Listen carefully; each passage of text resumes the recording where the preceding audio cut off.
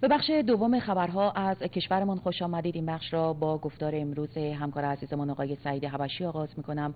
گفتاری با عنوان ابهام در گره کوره مذاکرات اتمی. با هم گوش می‌کنیم.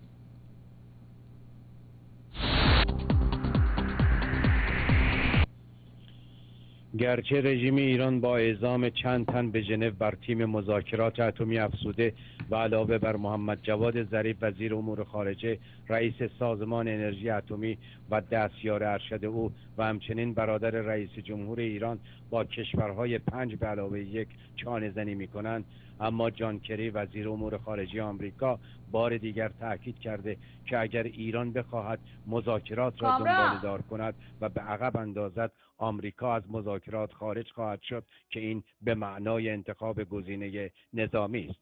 در این میان رحیم صفوی مشاور نظامی رهبر ایران و فرمانده پیشین سابق سپاه پاسداران اعلام کرد که نخست وزیر پیشین عراق نوری